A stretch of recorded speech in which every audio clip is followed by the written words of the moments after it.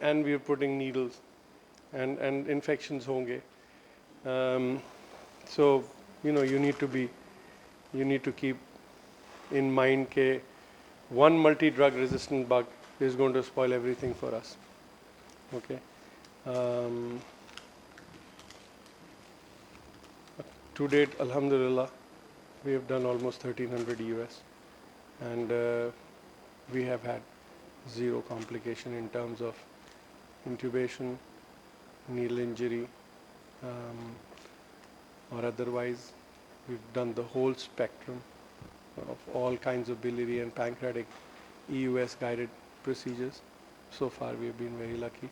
We are selective. Okay. I only do one case when I do pancreatobiliary work with EUS. There is no other case, just one case, that's all I will do. Okay. And you need to have the right tools. If you don't have the right tools, then it will make your life very, very difficult. And your scope has to be very, very steady. You're puncturing the intrahepatic ducts to get into the biliary system. Even if it's dilated, it's not very easy. The vessels are right there. Okay. So, it's not always easy. And positioning is also not so easy because tumors hote hain aur sari cheezein hoti hain. So diagnostic FNA is a totally different EUS, and biliary is a totally different EUS. Have I done hepaticogastrostomies? No. Hepaticogastrostomies? Yeah. We've done that. I thought you were talking of gastrojejnostomy. No. You can do that as well. Yeah.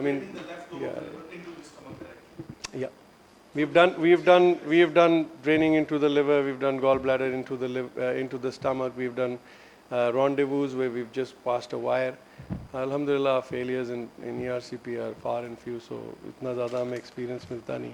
Lekin yes, you can do that. But when the duodenal obstruction is there, our patients no more go to radiologists.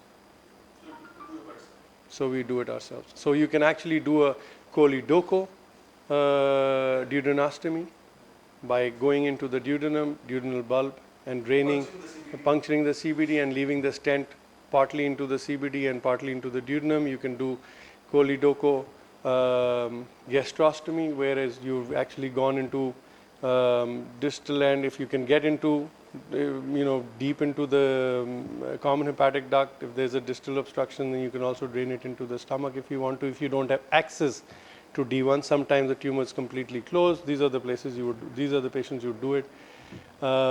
Therapy from D2 is really not necessary and not indicated. You don't need it because the problem is usually in the pyloric area or gastric outlet.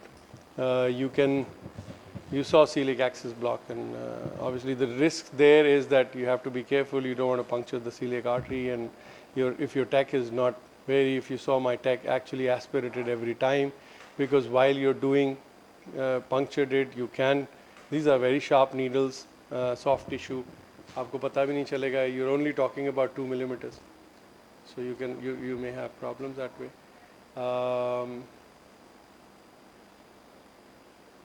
So what else?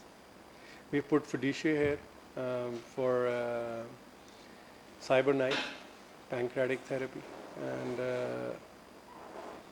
so by and large, except for gastrojejnostomy, which lumen approximating stents are very expensive. So anything to do with lumen lamps, I don't deal with. We are providing free service here. So I would rather give. Mera hisab सीधा hai. I can put 8 metallic stents in biliary patients and leave that patient here.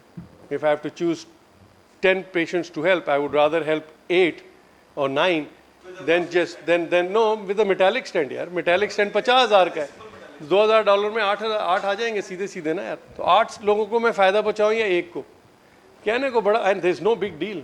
In fact, lamps is the easiest thing.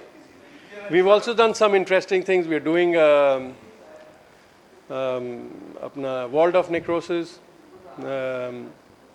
clearing them out. We've also removed lamps that had gone into this walled off necrosis, and we removed it, done somewhere else, one of the other centers, and patient then came to me because that was a Nagi stent which had gone into the space had shrunken, so we went in, we dilated and took the Nagi stent out, So we've done the whole, practically the whole works of it. It's a long journey for me, but alhamdulillah, so far not bad.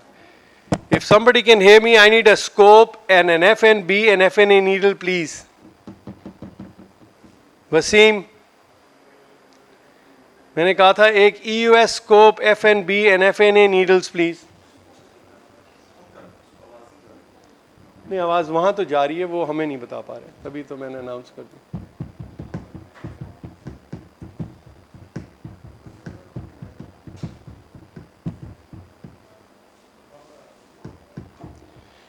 I very rarely see EUS for CBD stones. I don't use it. MRCP is very cheap, and I would rather do that than patient paying for this. हमारे यहाँ free है, but might as well. अगर LFT is deranged and duct dilated है, then why do you have? Hello.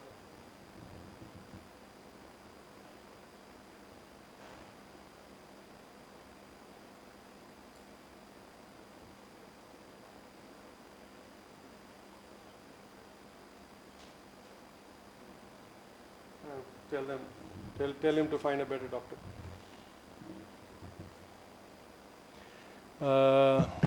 What else?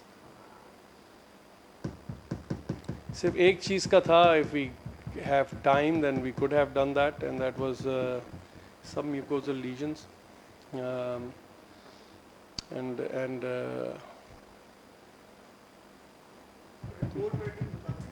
Report writing हमने हर एक के साथ कराई तो है ना, उसको आगे पढ़ के भी सुनाया. So basically, and we've gone through it here as well. So उसमें basically जितना describe कर दें उतना अच्छा है ना यार. ख़ासतौर पे I think one of the things that helps cytopathologists or histopathologists is send the report alongside. So they know what you're actually पूरी. हम क्योंकि जब histopathology लिखते हैं तो थोड़ा सा लिखा हमने, but अगर pictures भेज दो और भेज दो तो they know what we are on. So I quite often ज़रा भी मेरा complicated इस तरह का हो, या EUS में तो वैसे ही जाता है, और otherwise we just staple the report, endoscopy, RCP, colonoscopy, whatever, and we just send it with them. यार वसीम, बेटा उनको बोलो यार. Where Anthony, उनसे बोलो बेटा, मैंने कहा था मुझे स्कोप चाहिए और नीडल्स चाहिए, उन लोगों को मैंने कहा था लास्ट टाइम, कह रहा हूँ. वसीम सर वो आपके पास पहुंच गया सर. कहाँ पहुंचा? अभी तक आए नहीं. निकल चुके हैं यहाँ से, आप पहुंच गए.